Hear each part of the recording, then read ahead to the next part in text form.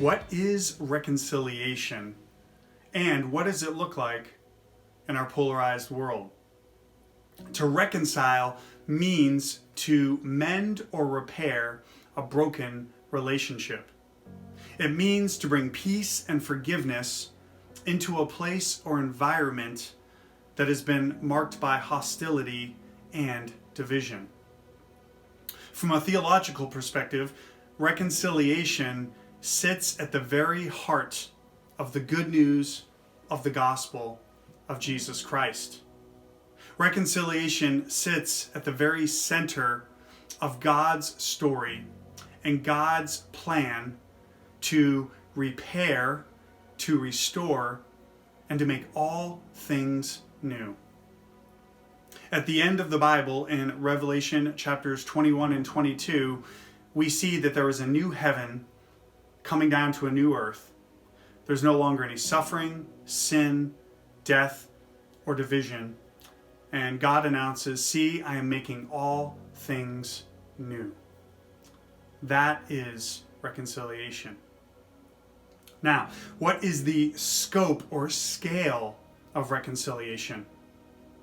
Well, first, the scope or scale of reconciliation is cosmic. In Colossians chapter 1, it says that God is reconciling all things in heaven and on earth through the blood and the cross of Jesus Christ. Second, the church, that is God's people, are to be a reconciled people. In Ephesians chapter 2, we are told that God, through his son Jesus, has torn down the dividing wall of hostility between Jews and Gentiles, making peace through the cross and the blood of Jesus Christ. Third, we know that God desires for there to be social or societal reconciliation. So, for example, we can think about the Truth and Reconciliation Commission in South Africa after the era of apartheid. The Truth and Reconciliation Commission hearings started around 1996, and they sought to bring restorative justice to a society that had been torn apart due to rampant racism and ethnocentrism. And then fourth, I want us to think about reconciliation in terms of individuals, interpersonally, or among families. So for example, we could think of two individuals in a family that are in a fight or a row because one family member is rooting for Manchester United and the other is rooting for Manchester City.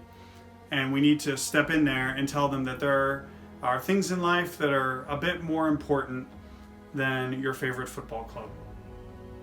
Lastly, we are actually told in the scriptures that reconciliation is an identity for every single follower of Jesus Christ. In Matthew chapter 5, Jesus says, "Blessed are the peacemakers." And in 2 Corinthians chapter 5, the Apostle Paul says that every Christian has the ministry of reconciliation, has the message of reconciliation, and the identity of reconciliation. They are Christ's ambassadors to the world. And so go out there and be Christ's ambassadors of reconciliation to our broken world.